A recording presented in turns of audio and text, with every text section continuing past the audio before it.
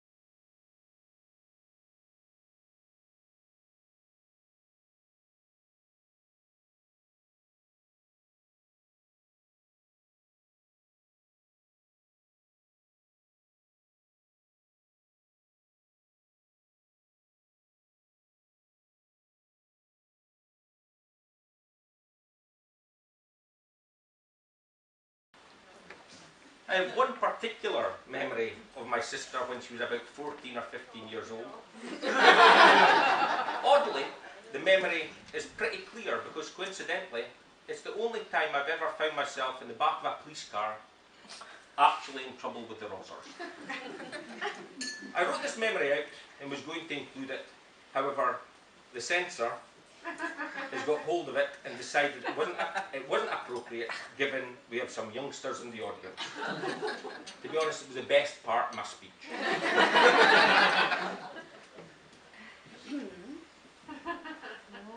I can tell a joke about bears walking in it because you're a bit slow. All right, okay. Is this, sorry, It says just a rewritten version. oh, you read that. Oh. This is the cleaned up version of that particular story about my sister. Apparently. I've been told to say that my sister was the perfect teenager, never ever getting into any trouble. This is an accurate account of exactly what went on that night. As I say, Leslie was about 14 or 15. She had gone out after school to her study group at the library to study studiously with some other students. I'll never forget the night because it was a day like no other I've known before or since. It was a day when it went from bright daylight to darkness in a moment, like the flick of a switch. I was at home picking my nose when my mother mentioned Leslie hadn't come home and it was dark. We thought she'd obviously got carried away studying at the library with her study group and had been caught out when the sun had been turned off. I decided to take a drive to the library and try and track her down and give her a lift home. Funnily enough, I didn't find her at the library, but did find her at the Westburn Park. There she was, with her study group, studiously studying under candlelight. I went over and said hello to her and her friends, and she happily skipped over with me to my car to go home.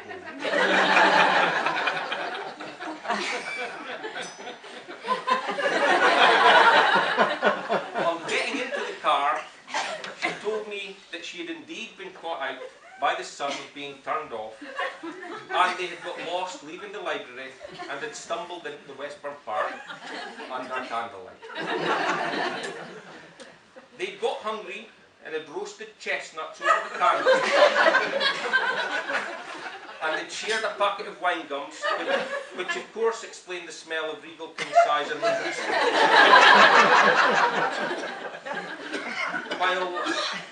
While driving up Westburn Avenue, we were having a light-hearted but in-depth discussion about what she'd been studying with her friends, and I'm afraid to say I may not have been paying enough attention to the speedo, allowing my speed to creep up to 31 or 32 miles. It was at this point I was stopped by the police. I sat in the back of their car and explained to the officers what I'd been doing. After getting a stern talking to, a fine and 3 points, I jumped back in my car and Leslie and I discussed what had happened all the way home. Oh, how we laughed.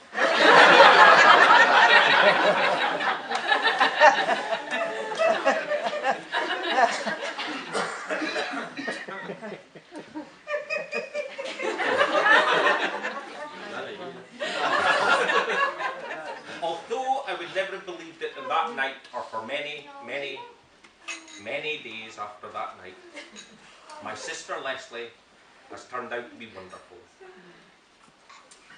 I don't tell her enough, well I never tell her, but I'm so impressed with how she's worked to make a good life for her, Lisa and Rachel, who have both turned out to be lovely, beautiful young ladies.